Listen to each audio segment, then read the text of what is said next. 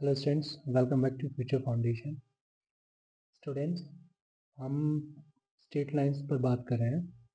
Last class में हमने बात की थी ट्रांसफॉर्मेशन ऑफ एक्सिस पर, जिसमें हमने parallel transformation and rotational transformation देखा था। उससे रिलेटेड कोई क्वेश्चन पर भी बात हुई थी। बेटा, इस क्लास में हम बात करने जा रहे हैं स्लोप ऑफ अ लाइन पर and different forms of a line पर। चलिए तो शुरू करते हैं। चलिए बेटा, तो हेडिंग डालते हैं स्लोप ऑफ अ लाइन। तो इसमें फर्स्ट पॉइंट लिखेंगे इंक्लिनेशन। तो इसमें लिखते हैं inclination of a line is the angle made by the line with positive direction of x-axis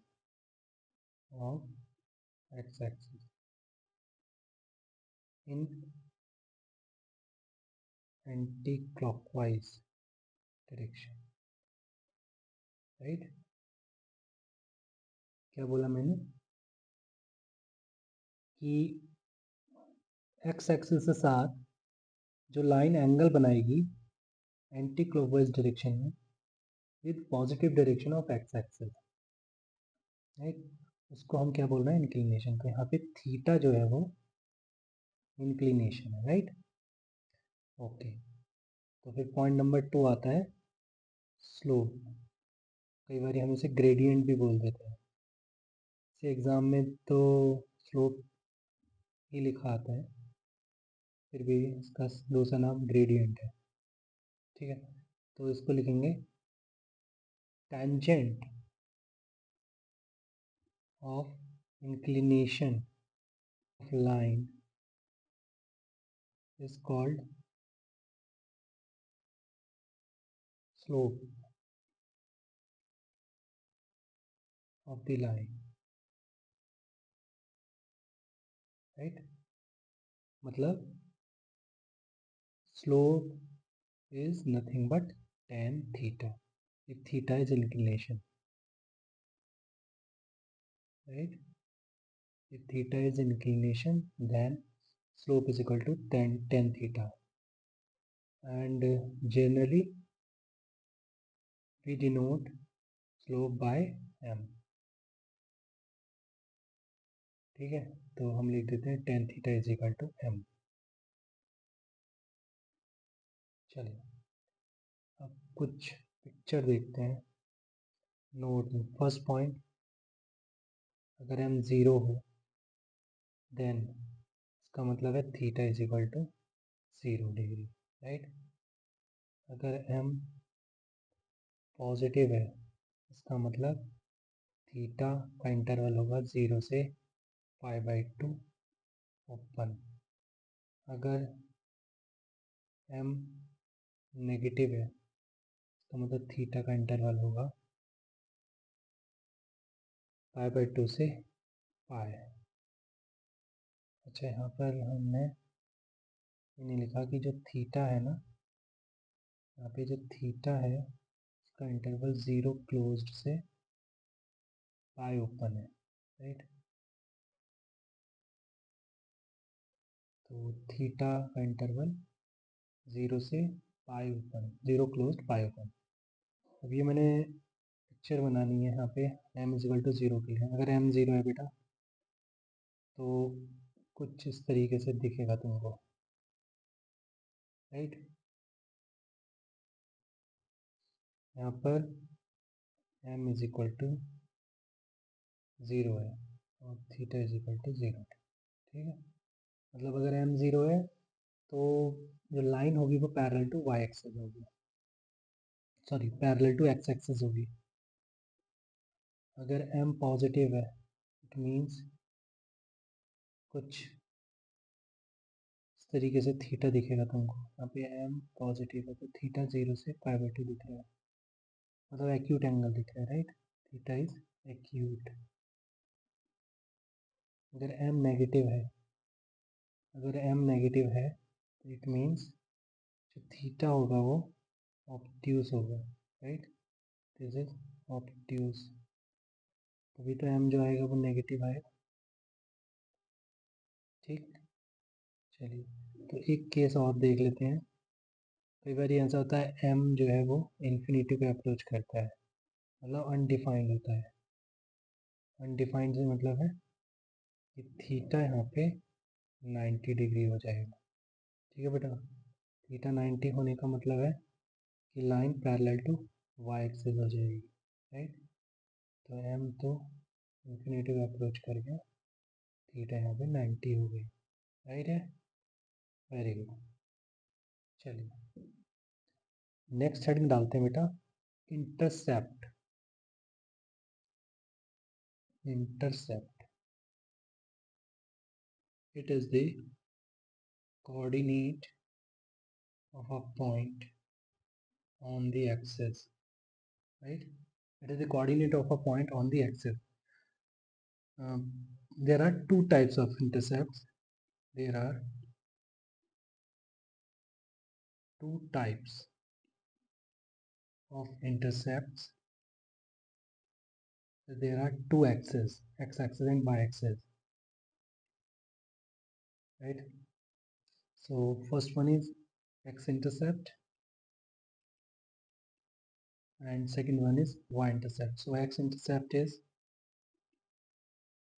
it is the x coordinate of the line,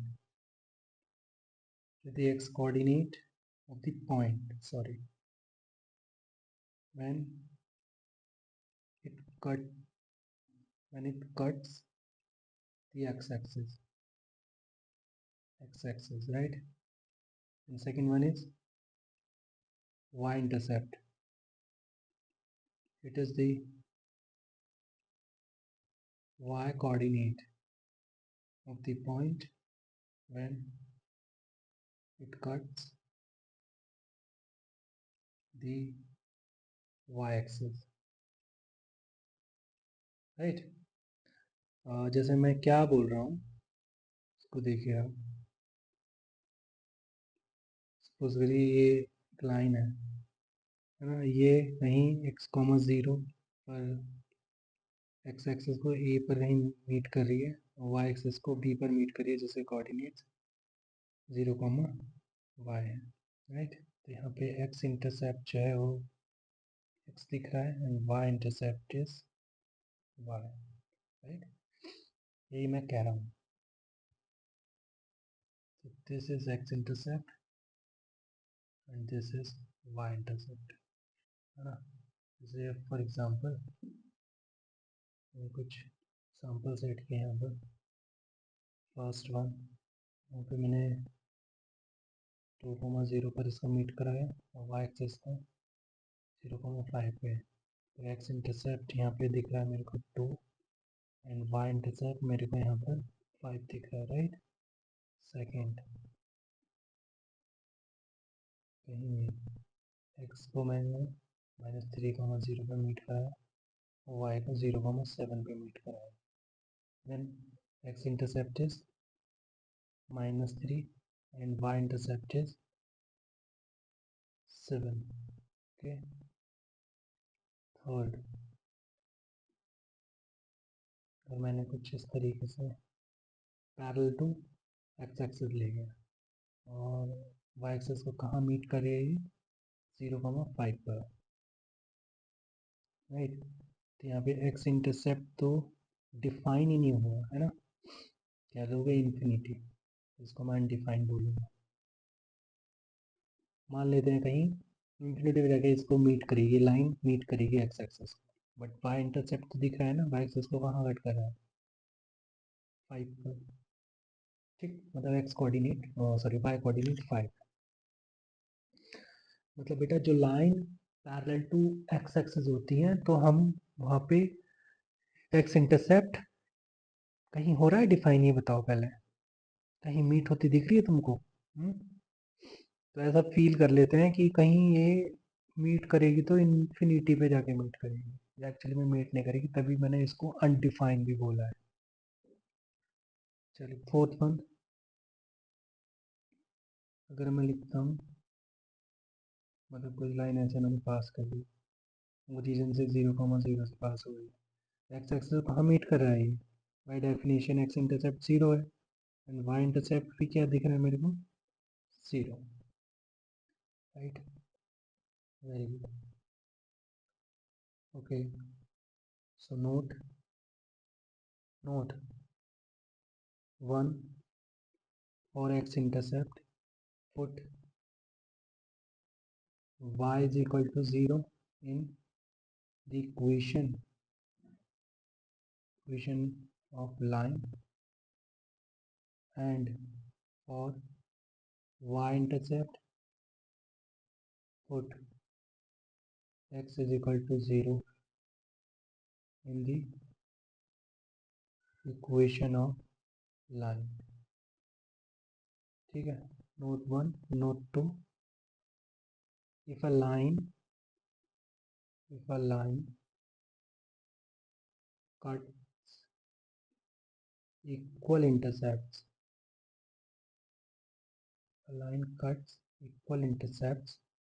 then m is equal to 1, right? Sorry, m is equal to -1, not 1. जैसे ये देखिए आप, ये देखिए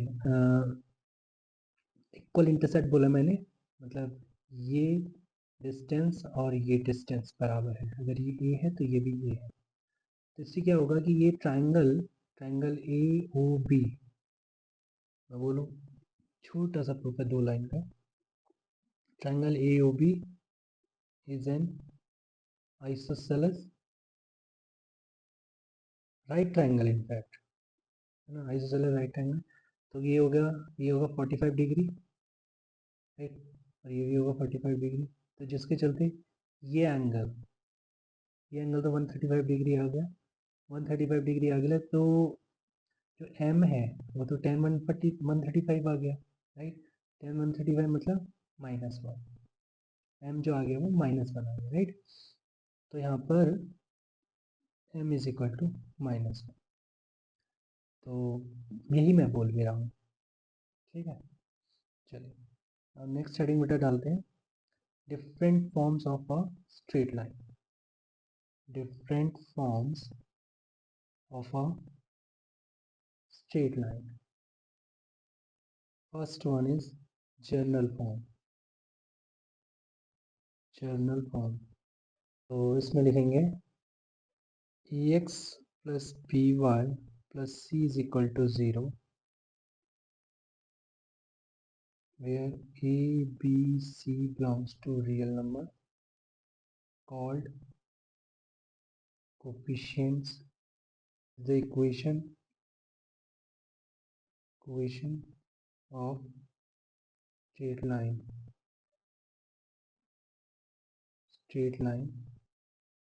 and is known as general form, okay, note आ गया यहाँ पर, वो सिंपल है यार, अगर इस टाइप की लाइन होगी a x plus b y plus c is equal to 0, इसको हम जनरल फॉर्म बोलते हैं, हम पहले भी देख चुके हैं, 9th-10th में भी देख चुके हैं, है ना, इस टाइप की equation. Note 1 is x is equal to 0 is equation of y axis, x is equal to 0 is equation of y axis. Second, x is equal to c is equation of line parallel to y axis, okay. Third, y is equal to 0 is equation of x axis. Fourth, y is equal to c is equation of line parallel to x axis. तो बेटा ये तो बात हुई general form पर, अब next type आता है point slope form, point slope on. तो इसमें हम लिखेंगे let a line is passing through a fixed point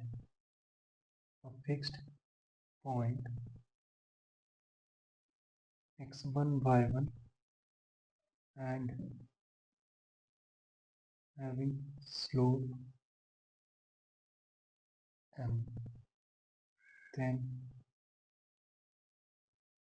equation of line be y minus y1 is equal to m times x minus x1। Okay, तो मैं क्या कह रहा हूँ, प्रूफ देख लेते हैं। छोटा सा 2 लाइन का प्रूफ है। सपोज करो ये लाइन है, ठीक है, ये कोई पॉइंट है P x1 y1 और ये है Q general point x, y, ठीक। अब ये इंक्लिनेशन है थीटा, राइट, बट हमको दिया है कि जो स्लोप है वो गिवन है, मतलब m यहाँ पे tan थीटा है, ठीक। तो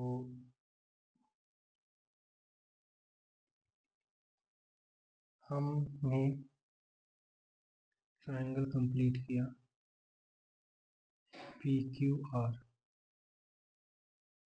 from triangle PQR tan theta that is QR upon PR, and QR is nothing but y minus y1 and PR is x minus x1।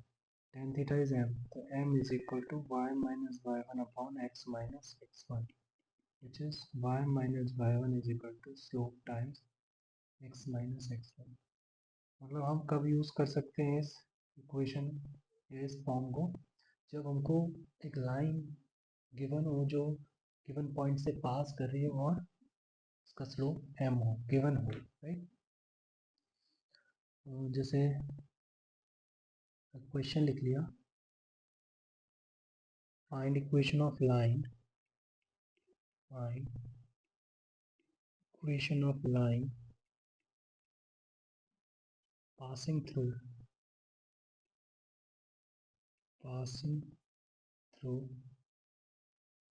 2, 3 and makes an angle 30 degree with x-axis। तो क्या है, 30 degree angle x axis के साथ बन रहा है और 2,3 से लाइन पास भी कर रही है, ठीक। तो स्लोप जो है वो तो है tan 30 इज 1/√3। ओके ओके, तो क्रॉस मल्टीप्लाई करते हैं तो √3y minus 3√3 is equal to x minus 2। Okay, so this is nothing but x minus √3y plus 3√3 minus 2 is equal to 0। ठीक है, सिंपल ही क्वेश्चन था, है ना, इलस्ट्रेशन है, समझ रहे हैं कि कैसे हम अप्लाई करेंगे फॉर्म को। तो वैसे ये किस फॉर्म में आ गई है, अभी जनरल फॉर्म में आ गई है, x plus b y plus c is equal to 0। अगर मैं कंपेयर करूँ तो a is equal to 1, b is equal to -√3 और c is equal to 3√3 minus 2। वैसे जनरल फॉर्म जो होती है वो स्टैंडर्ड फॉर्म होती है, राइट। चलिए एक क्वेश्चन और लिखते हैं।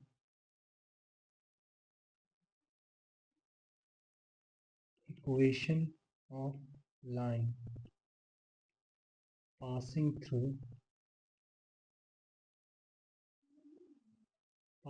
through 4, 4 and is equally inclined to the axis,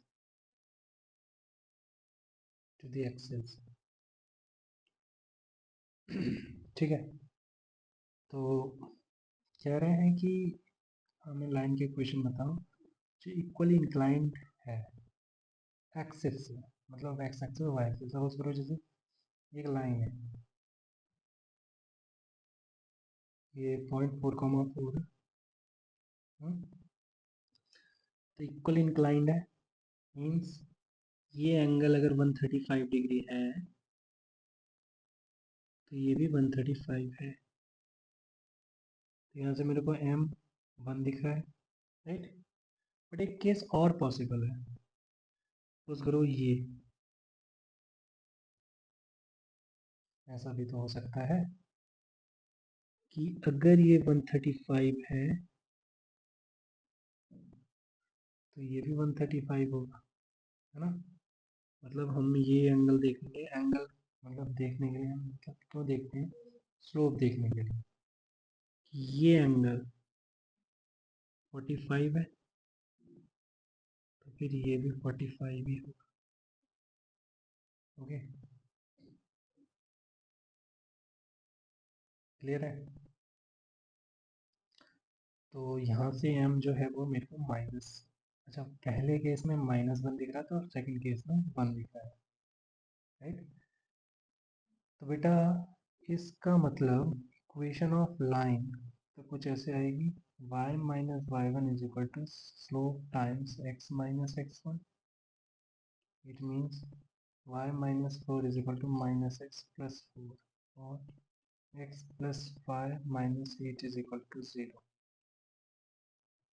और दूसरा case y minus 4 is equal to 1 times x minus 4 means y minus 4 is equal to x minus 4, मतलब x is equal to y, right. y is equal to x, या फिर x minus y is equal to. Infact जो सही figure बनेगी वो कुछ ऐसी बनेगी, दिस इज 4,4, ये है actual figure. This is x plus y minus 8 is equal to 0, this is y is equal to x। Sir ये समझ आ रहा है कि if there is no c, that is constant term in general form implies line is passing through origin,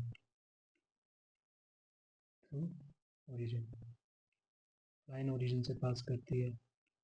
okay, अगर constant term 0 हो जाए। Okay, next question, find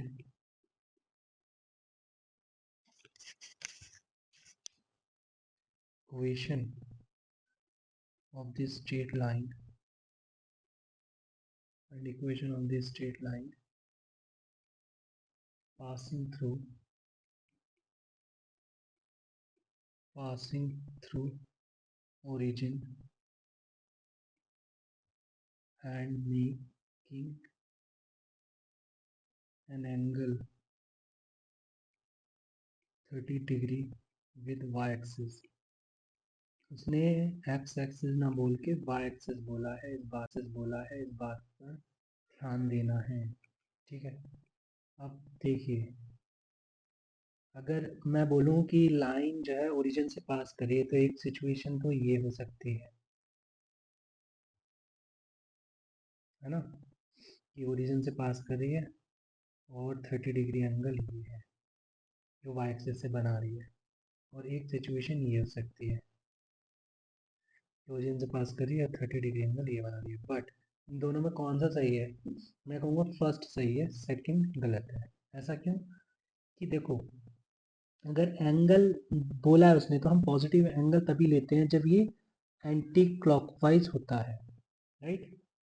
तो अगर हम इसको एंटी क्लॉकवाइज ऐसे लेंगे तो ये जो है, ये तो इसका जो एरो है वो वाई एक्सिस पे चला जाएगा। बट हम जब भी बात करते हैं एंगल की तो एक्सिस से एंगल होता है।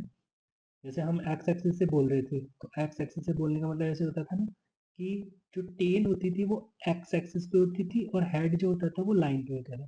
बट इस केस में देखिए, इस सेकंड केस में, इस केस में देखिए, जो हेड है वो आपका एक्सिस पर है और टेल लाइन पर है, जो कि ऐसा नहीं होना चाहिए। ठीक है, तो इसलिए मैंने इसको बोला है दिस इज इनकरेक्ट, राइट। तो फिर इसका मतलब मुझे पता लग गया कि जो फर्स्ट केस है वो सही है। तो इक्वेशन ऑफ लाइन के लिए क्या है, y minus zero is equal to slope time. अब स्लोप के लिए मुझे इस एंगल से काम नहीं चलेगा, एंगल तो मुझे बेटा यही निकालना पड़ेगा, ये एंगल क्या है। ठीक, तो मैं जानता हूँ कि ये एंगल अगर थीटा है, अगर एंगल थीटा है तो थीटा मतलब 90 प्लस 30 डिग्री है ना, मतलब 120 डिग्री हो गया। तो tan 120 degree x minus zero, right. So this is y is equal to minus root three x और x root three x plus y is equal to zero, right. चलिए एक question पर और बात करते हैं। Find equation of line at a distance, at a distance of 3 units and parallel to y-axis. Okay, तो बेटा कह रहे हैं लाइन की इक्वेशन बताओ जो कि पैरेलल टू वाई एक्सिस है। तो पैरेलल टू वाई एक्सिस अगर राइट में है तो parallel to y axis left में भी हो सकती है, और साथ में जो डिस्टेंस है वाई एक्सिस से वो कितना है, 3 यूनिट्स है। तो ये दोनों ही पॉसिबल है केस है। तो ये तो हो गया बेटा एक्स इक्वल टू माइनस ही लेफ्ट वाला, और राइट वाला हो गया एक्स इक्वल टू 3। तो मैं बोल सकता हूँ, क्योंकि हमने अभी नोट में जब जनरल लाइन की इक्वेशन लिखी थी हमने, है ना, तो ये लिखा था ना कि x is equal to C is equation of line parallel to y axis. तो अगर लेफ्ट में देखता हूँ तो x is equal to minus three दिख रहा है ना, एंड y राइट में देखता हूँ, राइट में देखता हूँ तो x is equal to three दिख रहा है, राइट। तो इन दोनों से मैं कह सकता हूँ कि mod x is equal to three in equation of line. Okay, तो आज की क्लास में बेटा इतना ही रखते हैं, मिलते हैं नेक्स्ट क्लास में। तब तक के लिए bye bye and take care. Thank you students.